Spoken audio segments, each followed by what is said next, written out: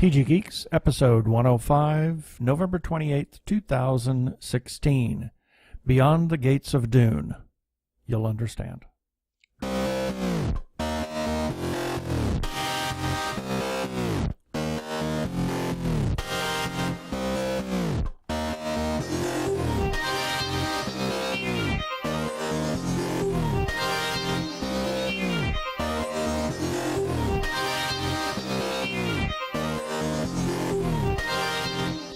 Hello and welcome to another webcast from tggeeks.com, where Ben and Keith, the Two Gay Geeks, talk about all aspects of geekdom and nerdery. Sci-fi, comics, film, horror genre, you name it, we talk about it. I am Keith Lane and we are coming to you from TG Squared Studios in lovely, after Thanksgiving, food coma, Phoenix, Arizona. And I'm Ben Raggington, also coming to you from, I think this house has become a kitty nursery again. Yes. Phoenix, Arizona. Yes, it's the cat house. Well, it's the house with cats. The house with cats. House with cats, yes. We got a new kitten this weekend. Yes. Yeah, so anyway, we'll talk about that later, maybe. Yeah, we'll talk about it later. And we have an interesting interview. This gentleman is actually he was the co-writer and producer of Beyond the Gates. We talked to Jackson Stewart here a couple of weeks ago. And he was also the producer on Jodorowsky's Dune. So, Mr. Steven Scarlata, we're going to go right into that.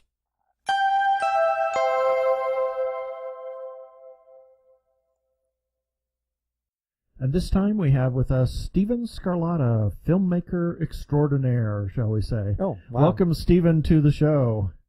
Oh, thank you for having me on, guys. Yeah. So why don't you tell us, we have a couple of things that we really want to hear about in a little bit, Beyond the Gates, obviously, because of your association with that. But tell us about Steven and how you got into filmmaking and all of that. Just tell us a little bit about yourself.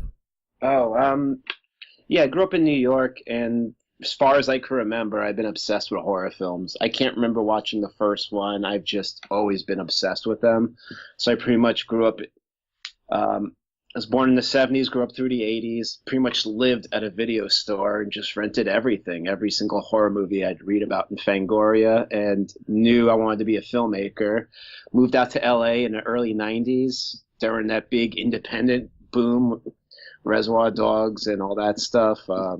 The Tarantino, Rodriguez boom. But, the whole Grindhouse thing. What's up? The whole Grindhouse thing.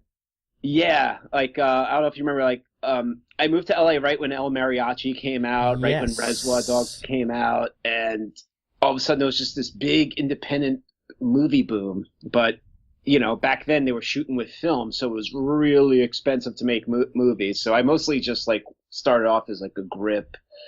Worked on movies, dropped out of film school. I went to film school, I dropped out, and then spent all my film school money making my first documentary, New York Hardcore, in the mid-90s. And then that didn't do so good. And then, then I just kept working in the industry, odd jobs, craft service, whatever the hell I could do, And then eventually left the business for a little while. And I don't know if I want to go into my whole thing. Kind of stepped out of the business for a little while, and then I kind of came back. I stepped out. I was working at the racetrack, and then while I was there, I wrote a script called Final Girl and started continuing researching Jodorowsky's Dune, and then kind of got back into film, and then things finally took off years later after I first came out here to pursue films. It didn't take me until I was in my late 30s. Wow. And I moved out here when I was 17. So it was a long, freaking, struggling journey. Yeah, wow, that's incredible. But you got some good experience, and then you realized you had to step away. Sometimes stepping away and then coming back to it is... It's not a bad thing. In fact, some really great filmmakers, they take that break and then come back completely refreshed, and sometimes that's when it all comes together.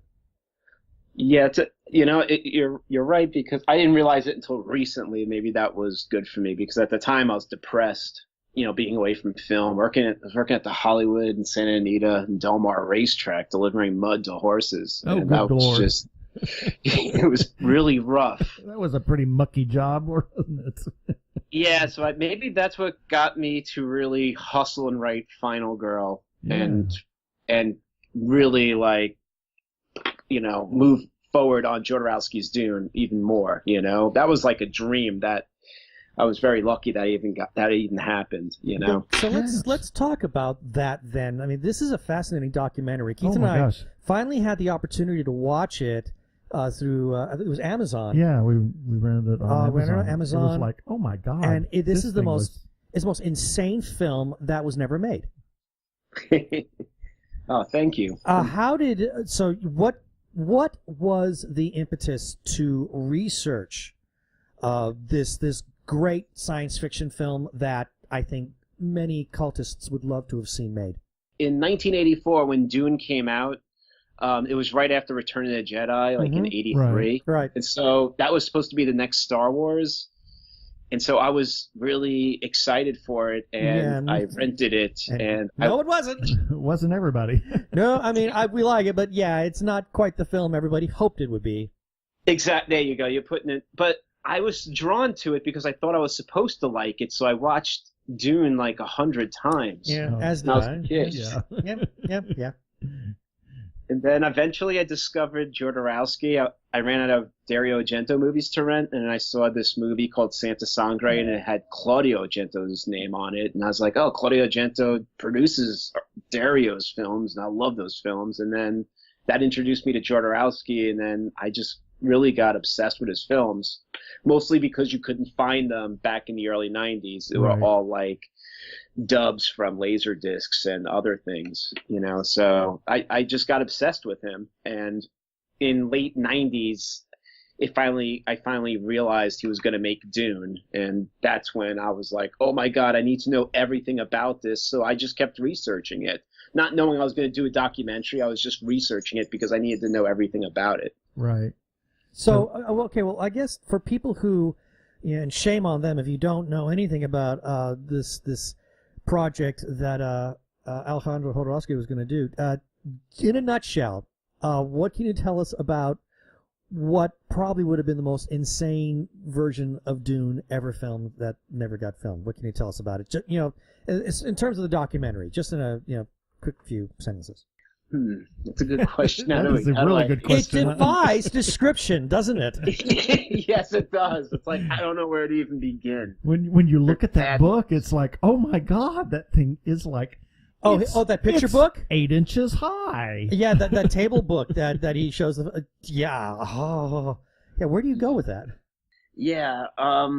Here's the thing. While he was shopping this project around, Star Wars hadn't even come out yet. Like, the biggest movie was 2001, so studios weren't used to spending a lot of money on science fiction movies. Right. So this was going to be made in the early 70s. And, today, all these Marvel and, every movie, like this last Independence Day movie, look how much money they spent on that. So, like, back in the early 70s, they didn't spend any money on science fiction films. Right. They were really low budget. Oh, yeah. So this was going to be a really big budget science fiction film, but it was through the lens of Alejandro Jodorowsky making Frank Herbert's Dune. So if you ever seen Jodorowsky films... Oh, they're weird. Yeah. They're so weird. Yeah, but what was the budget? It was like 17 million or something? 7 million or 17 million? Or for back then. Like, yeah. It kind of flusters all over the place. Yeah, like around 7 million. I think, was Star Wars 7 million? Star Wars was more than that. It was like 10 million. Which was still considered low budget for a film of that type. What I'm kind of curious, though, is, and maybe you can answer this, why didn't Alejandro actually try to pursue it again once Star Wars actually became a bona fide success? Because if you look at movies that were hitting cinema for like 2 or 3 years after that, I mean, there was a glut of absolute garbage. Because studios who only think dollar signs suddenly had this idea, oh, science fiction is in, and let's just start cranking stuff out because that'll draw people to the theater, regardless of the fact that it needs to be quality. That's a good question. He had once he couldn't do it, like once the producer stepped away. Oh, what happened was he sold the rights. Oh, yeah, I suspected that pursue was it anymore. Yeah. And then, so to rewind back for a second, what's even crazier is they were in pre-production so long with Jodorowsky's Dune. One of the Giger's sketches of the Harkonnen Castle was dated like November 76. So it got to a point where Star Wars came out in May 77. If the studios, he came to LA trying to get money to make Dune, but studios didn't want to give him money because he's outrageous, considered outrageous. But if they would have given him the money, he would have been shooting Dune during Star Wars being the biggest freaking movie ever. And then he would have probably released it the next summer. And then guess what? No matter how weird and crazy that movie would have been, it would have made a lot of money. It would have been a bona fide hit simply based on the source material. Yeah, even if it was 14 hours. Yeah. The fans would have gone to it. I mean, Exactly. it's like a cross between Andy Warhol and Sean Connery's Zardoz. I mean, in terms of weirdness, it would have drawn the people out. So, in a shame, it's a shame that the film never got made. I don't know if it would have been a more faithful adaptation in terms of the story narrative, but as far as his vision of it, I mean, it certainly became it's developed this cult status. So, what was it? What happened that made that? Let me see. Let me figure that question out. How did you become basically the producer of this documentary? Pretty much, I started researching the movie, and so you felt like, someone's got to talk about this. Yeah, it didn't dawn on me, to be honest. I just kept researching it, and then, I did New York hardcore with a friend of mine I met in film school named Frank Pavich. We made New York hardcore, and after New York hardcore, we tried to follow Penelope Spears' route. Like, she did Decline of Western Civilization, and then she did Suburbia. And she went from a documentary to a narrative, and we really were we wanted to do the same thing, go from New York hardcore, this movie about New York hardcore music, and then do the follow-up was going to be a straight edge movie about straight edge punk rockers. And we spent many years trying to get that movie made. I wrote the script with Frank, and at one point we had Anthony Edwards attached to produce it. Oh, wow. And then it just fell. We had it casted twice, and it kind of fell apart twice. And the second time after it fell apart, we just had to step away from it. It was really painful. And then it just so happens Frank was getting ready to move to New York. He was leaving LA, and I just had all this research from Jodorowsky's Dune. I was like, "Yo, why don't we try to make this as a documentary?" It was like a dream. It was like because at the time, I was like, there's no way we can get Jodorowsky to do this, I bet, but I don't know. There was just something there. Let's at least try. This is a really interesting story, and I was just so obsessed with it, I needed to know even more, and the only way I can know even more myself was to find it from the source, right. And so eventually, after years after that, I still researched it for a few more years. I was sending Frank my research in New York. And then eventually Frank found Jodorowsky through an acting agent and wrote to him, and he said yes. Wow. There's so many coincidences that he talked about in the documentary itself as, by coincidence, that person was there, and this person was there, and that person, and this happened, and that happened, and it was meant to be. So I guess, I guess that little spillage of coincidences kind of fell your way, and that you were able to get your hands on him for this, because it's not that I don't want to say that it gives it credibility, but it really elevates the documentary in a really grand way, because now you're getting this. It's clearly, to anybody who watches this documentary, you see that the making of that film, or the attempt to make that film, it's not just all the technical stuff that goes into pre-production. I mean, this was it was a way of life. I mean, it's like Jodorowsky had created this commune of people to live with him as he was working on the project. I mean, it's such a bizarre thing. Yeah, it would have been if you watch the Holy Mountain, there's this great tower, the Alchemist Tower, And when you get in there, it looks lived in, you know, and that's what this whole world was. It looked lived in, you know. He was going to use people that actually live in the desert to play the Fremen, you know, wow. like he wanted to get an authentic lived in world, and that's something we really missed. Yeah, so I'm curious of how much footage is on the floor. Was it actually filmed? Or are you talking about footage of the documentary? No, according to the documentary, how much of the footage that you shot wound up on the floor versus how much was in the documentary itself? Oh man, there is probably quite a bit. I mean, we had hours of interviews with like Jodorowsky. I mean, we went to Jodorowsky like 4 times to interview him. Wow. And then a 5th time with him in Brontes. So we have a lot of, you know, amazing stuff we couldn't use. Wow.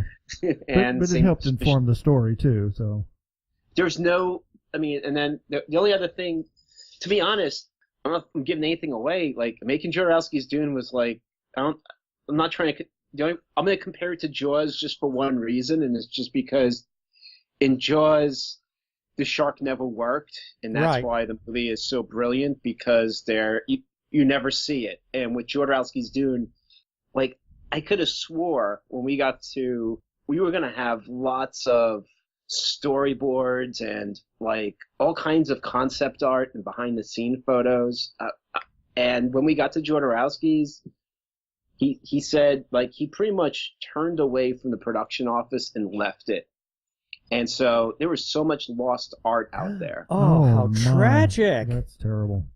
Yeah. And there's someone, he's really awesome. If you go to Dune Info, he bought off of eBay Jodorowsky's first draft, and he's going through it on Facebook. He's an incredible guy, and you know, if you want to try to go support him, check out Dune Info on Facebook, look him up, and he bought the original draft with the original storyboards, and he's kind of going through the story. Oh wow, that's really incredible. Intriguing. Yeah. But yeah, like there's a lot of lost art out there of the film, and like I said, he kept nothing. So we had like no behind the scenes pictures. We had nothing. Mm-hmm. And the only thing that we were able to string the movie together with was like storyboards. So if you watch the movie, all we have really is just 2 behind the scenes pictures. And all we had, the biggest challenge is like, well, because we have nothing, we really got to make this movie as tight as possible, you know, so it really works. And luckily, you know, we hit it with, we went through like 3 editors, and this one guy just really nailed it, you know. I mean, it was all the editors all along kind of putting this story together. So a lot had to be cut and put on the floor because we just didn't have a lot, you know. And so that was like how we had to like stitch that film together. I thought it was brilliant. I did too. I remember when we were promoting Jodorowsky's Dune for the Prescott Film Festival, we were able to see a trailer for it, and I remember thinking, I have got to see this movie at some point. And when we finally did, I distinctly came away feeling like I had seen a lot of it in terms of the visuals. But you're right. Now that I think back, there really isn't a lot in terms of artwork or behind the scenes production, pre-production artwork. But what is there? It's so well edited together that you feel like you've got a really good sense of what Jodorowsky's vision would have been for that film. Yeah. So yeah, that's a real credit to the editing of that documentary. Now that you mention it, I'm quite impressed by that. Yeah, I mean, it's a lesson to all filmmakers out there. If you're trying, if you have something intriguing, that's what people are really going to be interested in, Right. Mm-hmm. And I love the way you tie it together at the very end, and how you say this influenced these other things, and you can actually see it. Obviously, when he was shopping that around, those people had that book for whatever time they had it, and it informed a lot of films afterwards. I mean, it's unbelievable, absolutely incredible how those concepts and those ideas and those things, even to the point of Alien, I mean, oh, yeah. Obviously, well, Geiger. Yeah, he was the one that did that, yeah. But you can see it in the artwork. Oh yeah, I know if it wasn't for all those guys getting together, that would have never happened. Exactly, and who knows what films would not have ever been made had he not gathered those people together. So yeah, just a fascinating. Another one is Blade Runner. Exactly. Oh, yes. Oh yeah, my lord. Yes. Dan O'Bannon wrote sometimes Dan O'Bannon had nothing to do, so he sat at a desk and wrote a story called The Long Goodbye, gave it to Mobius. Mobius, drew it up and put it in heavy metal, and it influenced Blade Runner. Like, Right. Look at The Long Tomorrow, and it's literally, there's storyboards of Blade Runner in there. Exactly. So yeah, we love that film too. So. Oh yeah. Although I can only watch it like every 5 years. Yeah, It's too dark. It's depressing. Looking forward to the new film though. Oh yeah, I'm very excited about that. Yeah, me too. I'm all for that. I mean, if you don't like it, then you just don't watch it again. Well, exactly. Ridley's involved. So while he's not directing it, he did have a hand in the story. So I'm hoping that it will be faithful and got Harrison Ford back. So with any luck, the sequel might be a good one.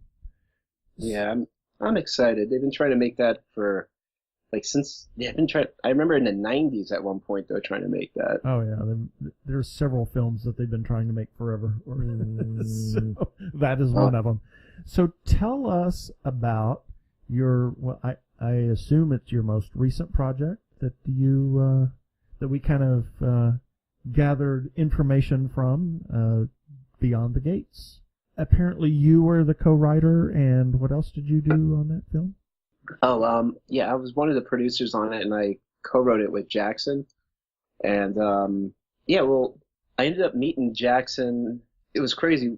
We went out for coffee the first time. We met twice, and the second time we traded, email addresses.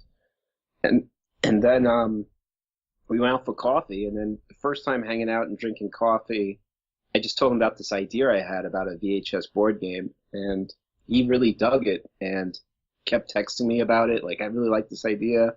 And I was I was really excited that someone dug the idea. So I was like, well, and next thing you know, we just started writing it. And exactly a year later, we were on set shooting it. It was pretty amazing experience. Now, you talked about earlier how you grew up in a video store. Of course, hearing that just makes me feel like I'm in my 20s again because, Keith and I are old farts. We're in our 50s. But you talked about, like you said, growing up in a video store, renting all these horror films. Did that part of your life help to inform the script as you were writing it? Oh, yeah. I mean, yeah, if it wasn't for the video stores, I would have never came up with the idea. I pretty much pitched Jackson, I had an idea about two brothers who go to close down their dad's video store and find a mysterious VHS board game.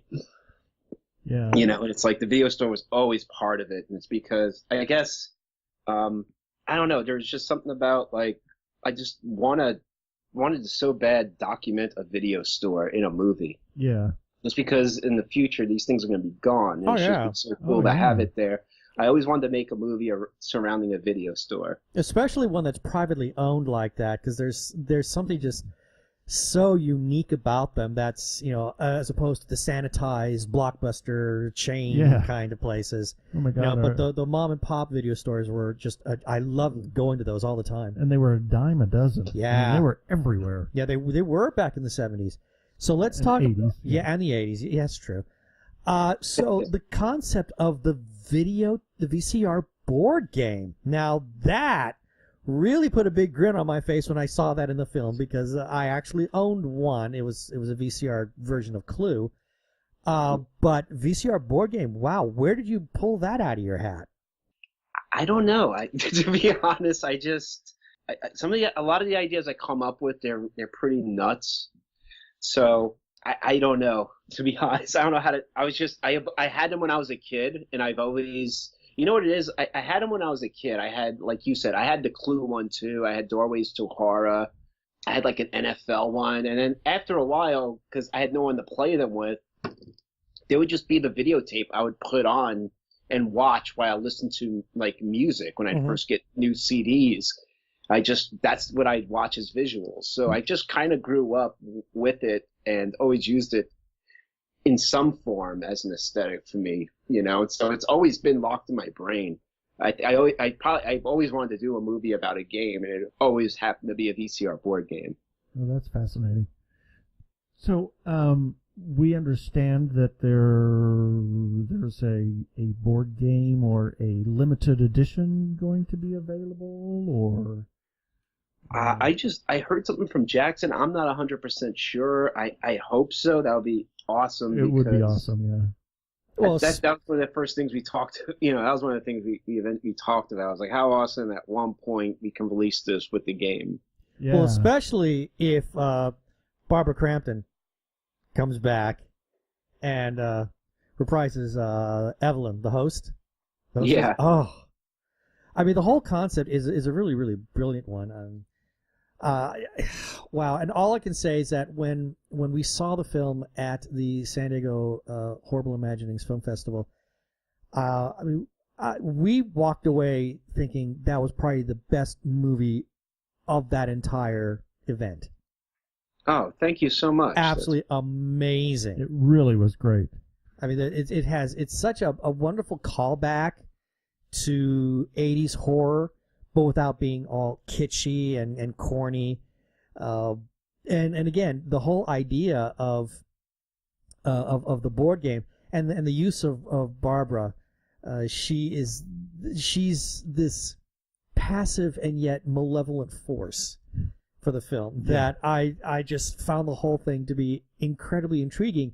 And now Jackson says that there's even talks of a Beyond the Gates 2. Yes, he wrote a really cool script. So I'm fingers crossed. What's your involvement on that? Excuse me, sir? Do you have a particular writing involvement? Because you said Jackson's written the script. Oh, he wrote it solo. I'm just like probably story by on that one. But so it's called From Beyond the Gates, and it's continuing story of the family. It's really cool, actually. It's really excited about it. The fact that if we can get a sequel made and hopefully another sequel, that'd be more than a dream come true for me, because I grew up on horror films that had many sequels as a kid. Oh, franchises, yeah. Because I just love, where we can keep taking a VHS tape, they keep taking it, there could be many stories within this world, so right now, like, looking into other realms with it, could be a lot of fun, there's a lot more you could tell with that genre, with, VHS board games. Exactly. So we started it. Do you have any new projects coming up? Anything that you're working on right now that you can talk about, or? I have I'm producing a new documentary right now. It's on like movie novelizations. I can't get way too much into it, but it's a lot of fun. It's another thing. I was obsessed about Jodorowsky's Dune, and I was really into movie novelizations and fascinated by them. And I'm just got tons of interviews with really awesome authors, and I'm really excited to, finally like shine a light on these authors of these books. Novelizations mean a lot to movie fans that read them, and I don't really think their story's been told, so I'm really humbled and excited to be telling their story. I'm producing that with a director, Jim Kuntz, who's awesome. So it's been really a lot of fun working on this. Cool. Now, I'm looking at your IMDb page, and one other title just leapt out at me. You were given special thanks for Doomed: The Untold Story of Roger Corman's The Fantastic Four. Well, for one, I didn't even know that was a documentary. How did you get involved with that? Oh, I think Marty reached out to me a couple of times on Facebook, and I heard he was making that. I was really excited. I was actually working at Corman right after they worked on that, and the stories around the set. Because I worked on like Carnosaur 3 and all these weird Corman films, and they were talking about the Fantastic Four movie, and they were always talking about the troubles they was having, you know. And I was like, when's this movie coming out? I can't wait to see it. So I immediately wrote to Marty, or I forgot who reached out to who, but I was really excited because I told him I worked for Corman during that time, and it was just always talked about. And I don't know, just I kind of helped him out here and there whenever I could. If he reached out and wanted, information or whatever, I would help him out any way I could. I was a big fan. I mean, I was a big fan of anyone that's doing any project on an unmade movie. You know, they got my. I'll do whatever I can for them. You know. Yeah, I want to see those stories. You know, I worked in film for so many years and worked on so many of my own projects that couldn't get made, and it takes a lot of time. Like, you know, when you get all kinds of people together to work on a project, I really feel like they should be documented. Mm-hmm. They're really important. Yeah. So whatever I could do to help, I will. You know. Did you ever get a chance to see the Corman's Fantastic Four? Yes. Oh, now that's a train wreck. It is, but what I like about it though is I like the Doctor Doom a lot. But yeah, but you can see there was actually heart in it though. You know, Yeah. I see what you're saying. It isn't good, but you know, I don't know. I have a fond memory of it. It's not good, but it's just, I guess it was just everything leading up to it. You know, I don't think I will ever watch it again. I'm just leaving it locked in my brain as I saw it years ago. You know, I was running a video room at a local convention and running a lot of mainstream stuff, but we me and the guy that I was running it with, we advertised that we were going to be, we'd acquired through a friend who worked in a comic book shop, a really, really good quality VHS of Fantastic Four, and we were going to show it at this particular time, and you could not fit another person in that room. It was packed. Everybody wanted to see Roger Corman's take on that movie, and it was hilarious. that's awesome. No, it was a great flick. So going back to, yeah, I love the movie. I really do. It's great. So That's awesome. So going back to just generally Beyond the Gates. One of the things that I really love about this film is just the overall tone, not just in terms of what you see, but just that's kind of like in the subtext. And, you know, like I said earlier, it's got this nice little bit of an 80s callback. What type of horror are you really into? Are you really a big fan of those 80s horror films? You know, ranging from like, you know, The Nightmare on Elm Street to maybe some of the more B or C or even Z horror flicks of that era? Oh yeah, I mean, I grew up in the 80s was when I was, you know, like I was born in 73, so right when the video stores were hitting, I was being obsessed with horror, and I'd rent everything I saw in Fangoria or I saw like an ad for it in the newspaper. So I liked every 80s horror film, ranging from like, yeah, the slasher flicks to even what I really loved was those B movies. They were like those Scream Queen movies like Creepazoid, Sardi Babes, and the Slime Bull Bolorama. Just because they always had monsters in them. And I just loved those monsters. And I just loved all kinds of horror films. Anything that was made in the 80s and then early 90s, I was just eating up. And it was probably the biggest influence because they're all prosthetic and just, they were beautiful. You know, they weren't, you know, I have nothing against CG, to be honest. But there is something magical. I guess growing up in that colorful time of horror, I was very lucky to experience all those. As somebody we talked to recently talked about Chud. Oh yeah. Oh my God. Yeah, that it was a bit of a golden age, really, of horror, and I kind of think it's coming back. What do you think of horror movies that are being made today? I'm trying to catch. It's crazy. I didn't want to write horror because it was my favorite genre, and then I just couldn't sell anything for years, and then I just ended up writing a horror film with my partner at the time, and then it ends up being the first thing I ever sell. So ever since, I've slowed down a lot on new horror, and it's something I need to really catch up with, because I just always watch.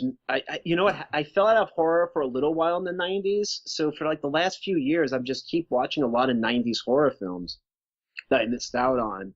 And so I've been I haven't been watching a lot of new horror films. I mean, I've seen like It Follows, which I liked a lot. And I love what Joe Begos is doing. I love Mind's Eye.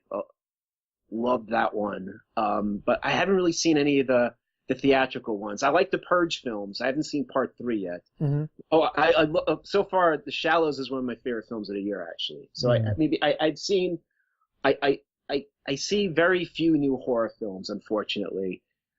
Yeah, well, I do need to see more, but I like what I'm seeing though, because they feel really independent, a lot of them, and they feel like they're doing things that the studios are definitely not doing. I really what I'm seeing though. Yeah, I had the terrible mispleasure of seeing Blair Witch a few weeks back and found it to be just a terrible piece of work, but I could go to a film festival and see a lot of great content created by independent filmmakers who have their own vision as to what horror should be and find those to be eminently enjoyable. Yeah, exactly. I agree, and especially like working with Jackson, I was very lucky, because like, first of all, he liked the idea of a VHS board game horror film. So it wasn't for him liking the idea. Like, I'm just so blown away how far he took it, Heard the idea, ran off, we wrote the script, and then he did an amazing job, like, producing and directing that film. Like, I learned a lot from the guy. Like, he actually had the makeup department working on the movie, like, months before he was going to shoot. So that's why the makeup looks really freaking good. They're awesome makeup artists, but he was really smart to do stuff like that. And that was stuff like, shit, man. Excuse me, I'm sorry. I'm learning from, Jackson's a really good filmmaker, and he just grew up, he loves 80s horror films, and you can just see it in the look and the feel of the film.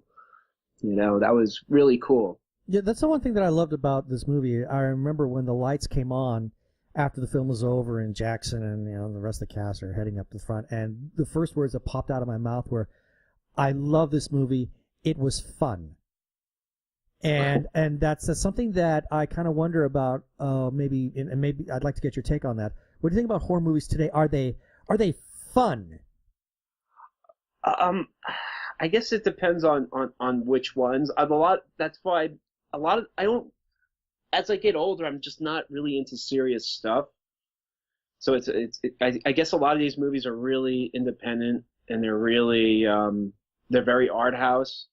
I have no problem with that because it's working for them. It's just not my style, I respect the hell out of them, because the fact that you can even get a movie made, I respect, But I do like, like We Are Still Here, I think has a really awesome finale that's fun, I like that one a lot. I don't know.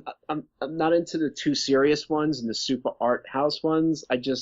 I do like fun horror, maybe that's why right now going back and watching 90s horror films I've never really watched at the time, because that era before Scream, they still were trying, after Friday the 13th and Halloween, all these people were trying to make new Freddys and Jasons. So there's just this weird batch of just like some really fun horror films, So I'm just kind of watching that stuff right now, to be honest.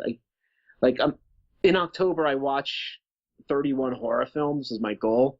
So I'm trying to catch up from horror movies from this past year, but still I'm not even watching any. I'm still watching, watching Pumpkinhead 2. This Evil Clutch, and I don't know why I'm watching. I should be watching these new horror films, but for some reason I'm like, well, you know what? I've never seen Graduation Day, so I need to watch that. Welcome to old age.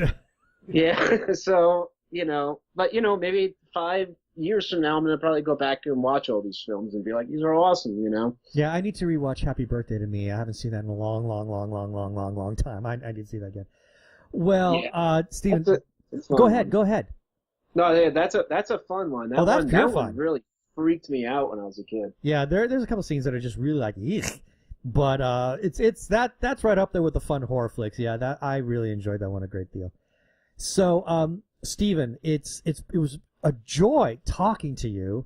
It was nice to kind of take that little trip down memory lane, especially the 70s and 80s horrors, VHS, VCR board games. I mean, it's like I said, it makes me feel like I'm in my 20s again, which I greatly appreciate.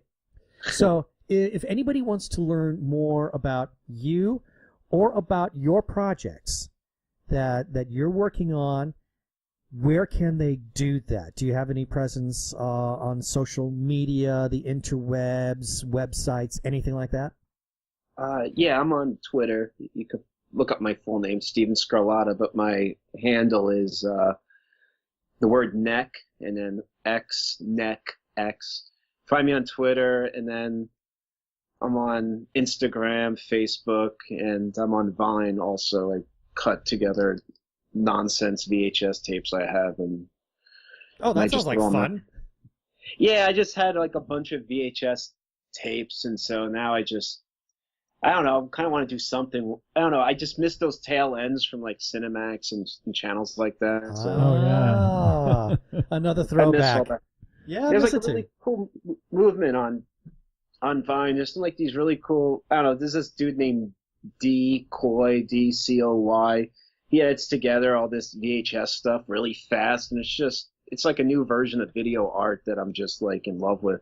So many people on Vine do some really cool video VHS art, and I'm just, going back to VHS board games, and, I just love VHS tape and everything it represents. I think VHS is liable to become the new big nostalgia, just like, maybe 5 or 6 years ago, 35 millimeter was the big nostalgia. Yeah, you gotta.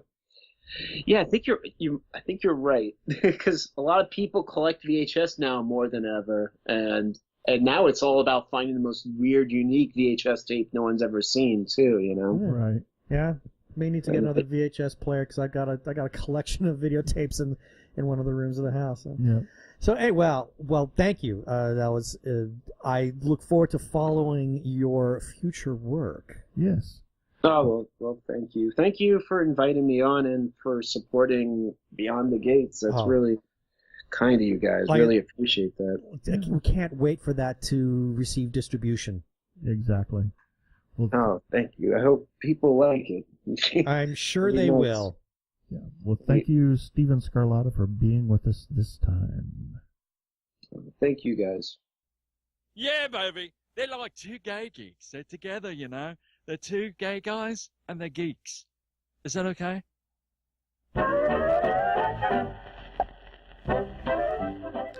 And here's a few selected birthdays for November 28th through December 4th, 2016. November 28th, Karen Gillan. Ed Harris, who's in Westworld, doing a great job in Westworld, and Mr. Randy Newman. Well, it's a little bit of a trifecta for some genre work. I mean, obviously Karen Gillan with Doctor Who, and then Ed Harris, as you just said, and then Randy Newman, who has just written, he wrote some really wonderful music for Pixar films. Oh, well, not only Pixar films, but just some great music in general. Yeah, oh yes, he did, yes. Yeah. November 29th, Chadwick Boseman. Oh, he is Black Panther. Yes, you got it. And also on November 29th, Don Cheadle. And he is Rhodey. Yeah. So Rhodes and the guy who plays Black Panther, who's his character name I cannot recall at the moment, share the same birthday. T'Challa. Is it T'Challa? T'Challa. I thought it was T'Gala, but I could T'Challa. Okay. I think. Anyway. So, also on November 29th, C.S. Lewis was born in 1898. Wow. And also Busby Berkeley, born in 1895. I feel like we should watch a musical now. Yes, exactly. And Christian Johann Doppler, born in 1803.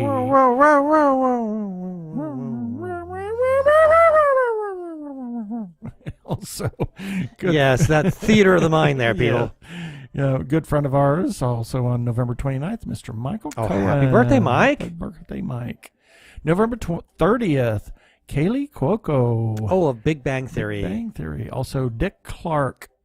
He was 82 when he died. I thought he was older than that. No, he just aged really fast in the last several years. Also, on November 30th, Billy Idol. He's going to be 61. Oh, my God. Okay, we're really old. Yes. Also, November 30th, Ridley Scott. Great Scott! Great Scott, it's Ridley. Oh, and also Samuel Clemens, born in 1803, most famously known as Mark Twain. Mark Twain. December 1st, Bette Midler and Richard Pryor. December 2nd, Lucy Liu and Maria Callas, who was born in 1923, famous opera diva. Yes. December 3rd, Mr. Christmas, Andy Williams. It's time to start listening to the music again. Yeah, he just died a couple of years ago. Yeah. Lynn and John used to go up to Branson to his theater up there all the time and see his show. I wish we had been able to Yeah, see it would have been great, but... Yeah. Oh, well. Also on December 3rd, Andrew Stanton of Pixar fame. And also Corey Nelson. Good friend. Yeah, she's one of my oldest friends. Yeah. December 4th, Marissa Tomei, Jeff Bridges, Tony Todd, and Max Baer Jr. Beverly Hillbillies. And what was his name? Jethro. Yeah. So we have a cat. We have a cat. Our new kitties came with the name Jethro, so I think we might stick with that one. I don't know unless he chooses another name. Unless he chooses another name, right. And that's it for the birthdays this time.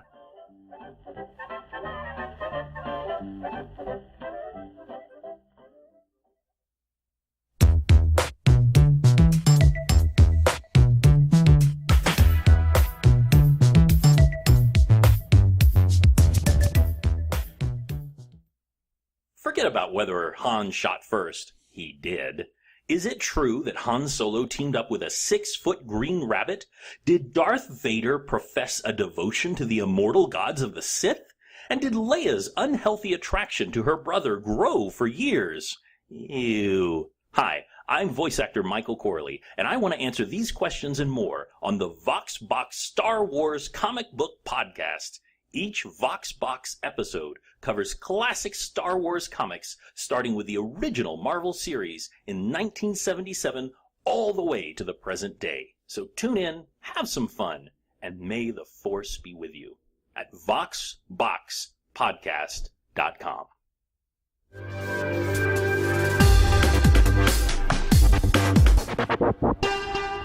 Go give a listen to our friend Michael over at VoxBox Star Wars Podcast. And now, what time is it?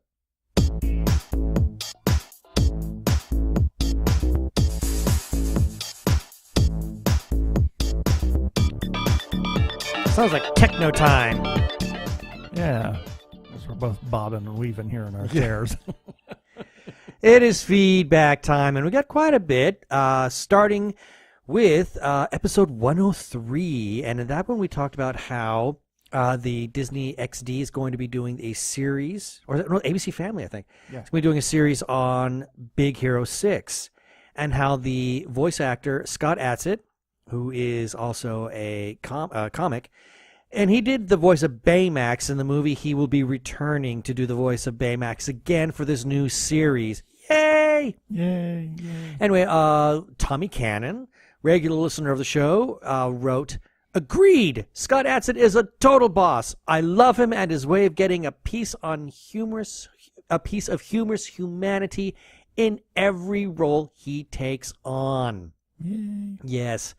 Now, this was an interesting one. This was a question that was actually posed, and this is regarding the series Luke Cage on Netflix. And this comes from a good friend of ours, Millie Mahoney de l'Aquila. Aquila.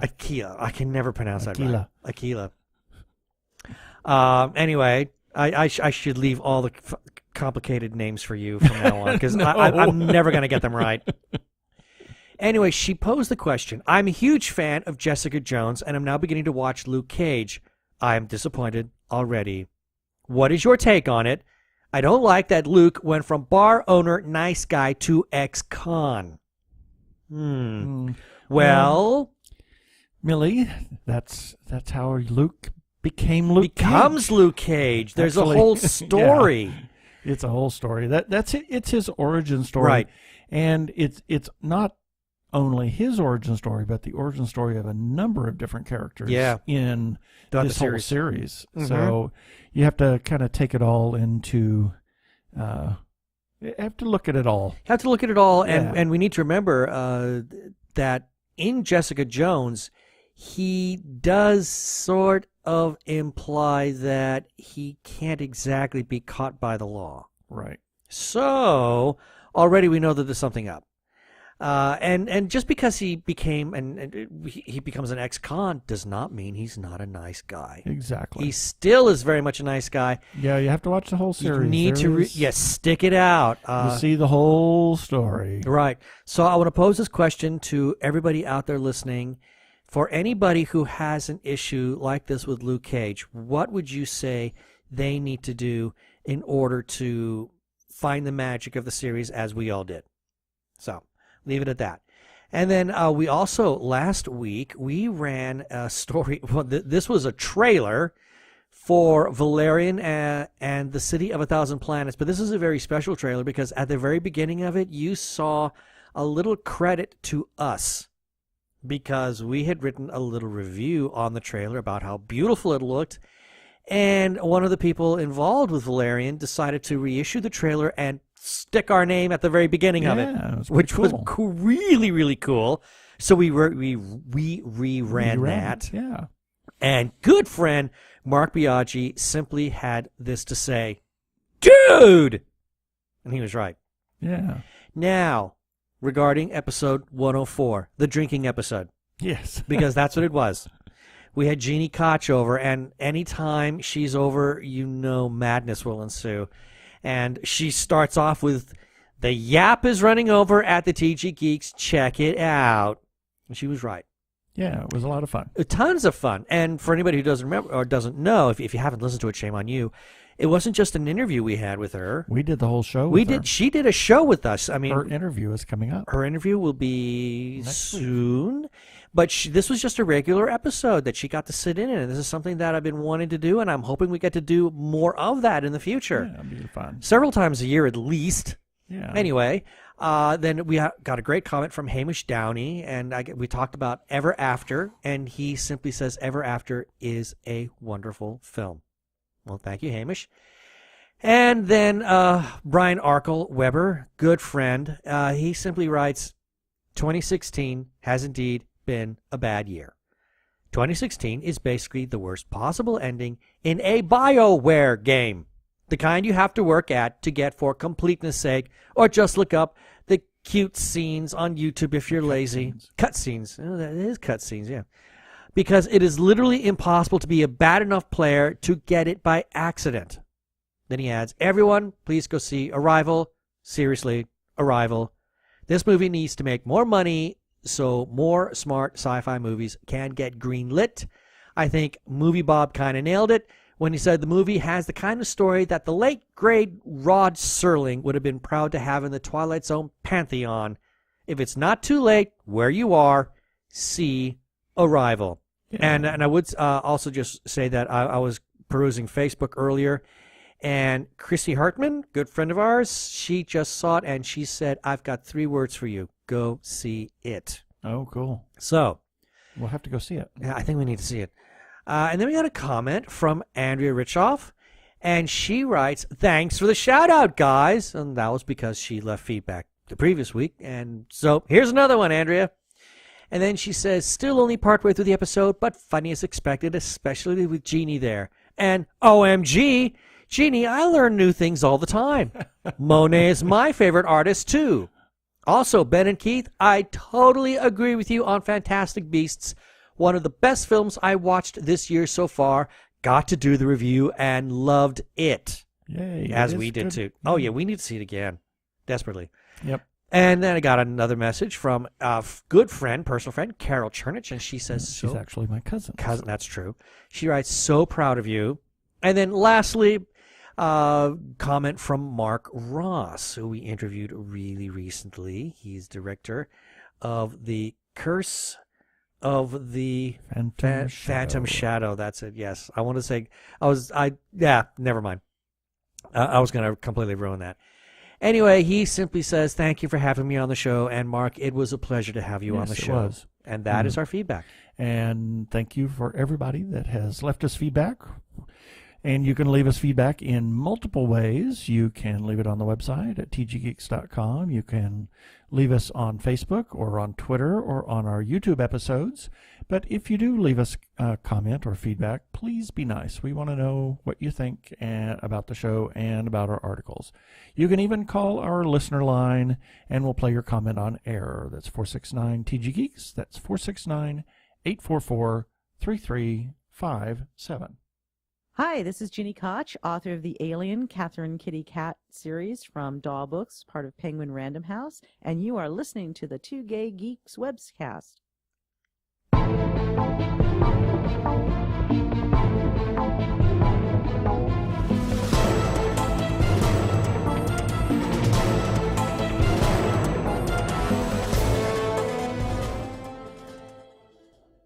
Okay, I got two things I want to cover really quickly. Sorry about that. Yes? It didn't turn off. It didn't turn off. Okay, that was a technical glitch. Fine. Yep. Oh, well. Well, NBC this January is going to be premiering a brand new series called Emerald City. We've got the article for this on our website. It has a trailer. And yes, this is another revisiting of the world of Oz and all of that. It's another retelling of basically the Wizard of Oz. And it's really much in the vein of like Once Upon a Time or that Alice in Wonderland series that was on, both of those on ABC, where they're trying to completely revision the entire show. It's very interesting. I will say that the synopsis, of course, reads in the blink of a tornado's eye, 20-year-old Dorothy Gale and a canine police dog, I'm guessing that's Toto, oh dear God, are swept into a world far removed from our own, a mystical land of competing realms, lethal warriors, dark magic, and a bloody battle for supremacy. This series is going to be starring Vincent D'Onofrio, who people might actually remember him in Daredevil. He was Kingpin. He stars as the Wizard. And yeah, this is going to be a very, very strange series. The people of where the little people live, and I just went blank on that. Lilliput? Not Lilliput. Oh, they're little people. Well, not in this series. They're not. Munchkin Land. I want to say Oompa Loompa Land. I thought, oh no, I'm really crossing the streams there. No, yeah, Munchkin Land. Well, these Munchkins are anything but little and cute. I mean, these look like very savage warriors. So this is a total revisiting of the entire series, and basically, it's a battle between magic and science. No, it's not a revisiting of this series. It's a reboot. It's a complete remake. Of everything and remaking the story. Did you have a chance to watch the trailer? No. Oh man, it is. I don't know if I want to. It's interesting. I will say that it is interesting, and I am willing to give this series a try because it looks fascinating. But wow, they're really taking some big risks on this one. So anyway, again, we will have the link for this in our show notes. Now, lastly, oh boy, did we see the greatest movie ever? Yes. We got a review for this on our website. And we saw it. We saw it again. We saw it again, yeah. We were going to see it again yes. for the third time. Yes, the movie didn't work out. No, it didn't work out. We were too tired. The movie is Moana. Yes. Wow. Okay, so my review is there. People know what my thoughts are. Keith? I thought it was a great film. I thought... And while Disney has a very bad habit of whitewashing things, this one is not too bad.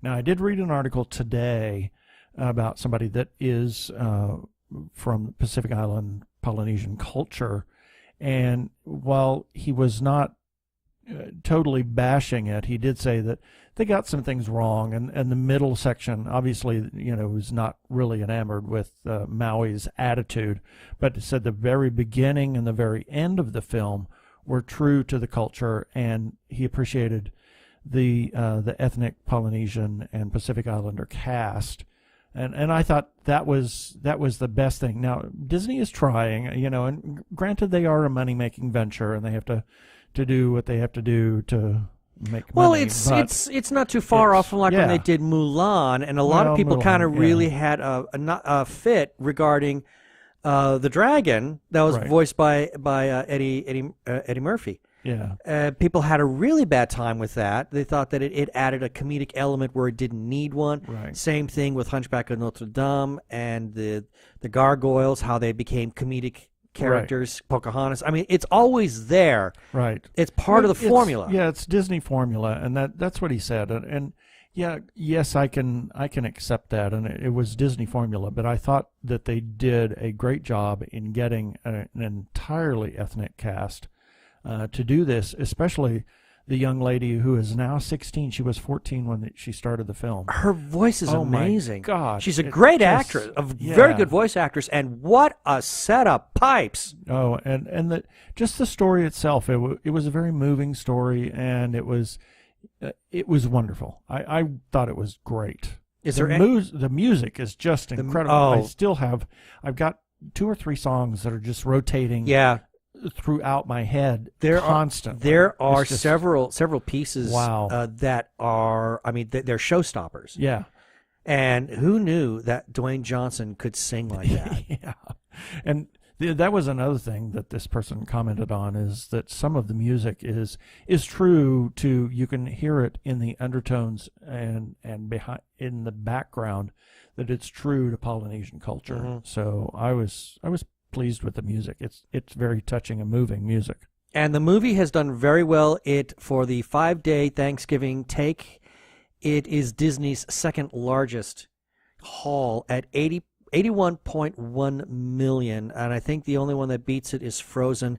And if memory serves, that one came in like around 93.6. So this was a really big deal for Disney. I'm very happy with them with this movie. I think it's glorious. I am delighted that it is doing so well. And I think, and I'm not really big on the merchandising, but I think this is something that they could really create a rather immersive experience with, like at like Disney World, at the Polynesian Resort. I mean, there's a lot that they could kind of build into there to give this show more life and to create a really good experience for guests of that resort. I worry that they might milk it maybe a bit too much. Yeah, they may do that. They might do that. I hope they don't, because I think what they've given us here is absolutely wonderful. And again, we'll have the review in the show notes for this episode, but I wholeheartedly recommend it, people. I would encourage everybody to please go out and see this movie. I mean, a good film. It has one flaw that I do identify, but outside of that, I think this movie is one of the best that Disney Studios have ever done. Yep, it is. And as always, we have our follow-up items. Check out our calendar on the website, cons, film festivals, birthdays, etc. Check it out and send us a note. And we know everybody knows by now. Oh, if you don't by now. If you don't know by now, we are huge supporters of independent creators. If you know of somebody that is doing an Indiegogo campaign or a crowdfunding of some type, please consider supporting it. You can usually get in for as little as $1, $5, something like that. You never know when something is going to be big, and you could say you helped. Please consider supporting independent creators. Phoenix Comic-Con, May 25th through the 28th, 2017. Back to Memorial Day. Yahoo! Tickets and hotel booking information, I believe, I think it's currently on sale, or will be tomorrow, I think. 28th is the day that they said it would be open. Yep. Verde Valley Comic Book Expo, April 1st, 2017. Yes, 2017.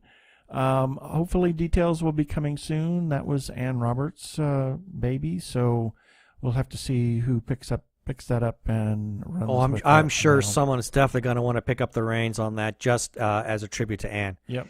And we got several people we want to talk about because they republish our stories every time we share something, and we are grateful to them. Starting off, the Doctor Who Fan Cast Guide. They are that is put out by Doctor Who Talking Who on Twitter. You can find them at Talking Who. Also, most recently, someone else has just started republishing our stories. I was going to say, what? Who is that? Yeah. What is that? This person, his name is Michael C. Burgess. He puts out the Byronics Semi-Diurnal Aggregator. Okay. Yeah, that's. I mean, I really had to I almost had a stroke trying to say that. It's like a real mouthful. Anyway, you can find him on Twitter. He is at Byronic. That is BYRONIK. Also, good friend Brian Weber. He has the Arkle Times Post Dispatch News. On Twitter, he is Social Justice Scald. His handle is at Arkle. And speaking of Brian, he has the incorrect Star Trek Voyager quotes on Tumblr that he always likes for us to share. And here's one. Teach a man to fish, and he'll catch only fish, which are gross. Teach a man to make burgers, however, and he'll be the hero Gotham deserves. Or something like that. Neelix. Yeah, and I want to insert something here. Our condolences to Brian, yes, who just lost his father this couple of days ago. Yeah, Dallas Weber, who has been in touch with us. Of ours, and yeah, he left us feedback from time to time. And our condolences. Yeah, Brian. we're very, very sorry about that. And then also must give mention to Sci-Fi Obsession. They are on Facebook at facebook.com/sci-fi-ob. That is SCIFIOB. And we want to give a shout out to The Lookie Show. We know that they've been taking a break from Twitter for November, but we welcome them back hopefully soon. Please. The twins are great. And they are fun, and they are wonderful Twitter people. And we really want feedback from you people. We would love voicemail. Voicemail. And you can check them out on Twitter at Lookie Show, and you can catch their YouTube episodes as The Lookie Show. And if you like old movies and good commentary, check out The Lookie Show. It's great on YouTube. Special shout out to the Facebook group, The Gay Geek, for allowing us to post our episodes on their page. It is an awesome page with really awesome content and really awesome people, and they have a really awesome moderator. His name is Jeremiah Reeves. He gave us the okay to share our stories and our episodes there, and they are at facebook.com/groups/thegaygeek. Thanks, Jeremiah. And we want to remind you to occasionally click on our Amazon ads. We've been running Amazon ads as widgets on the side of the website and at the end of our articles. We're trying to defray the cost of this show. We have resisted the temptation to ask for money, but if you click on the ads and it doesn't cost anything, it shows Amazon that we get traffic. And if you do decide to buy something, click on one of our ads and buy it through one of our search ads. Thank you for your consideration. And lastly, please rate us on iTunes. Yes, because that does good stuff for us whenever anybody is searching for Gay Geek Podcast. Yay!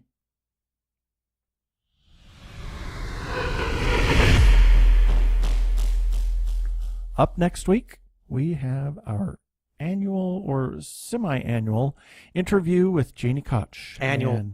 I think we need to make it at least semi-annual, but it's currently we usually try to do it just before she releases a book, and next Monday we'll run this episode, and her new book comes out on Tuesday, so check it out next week.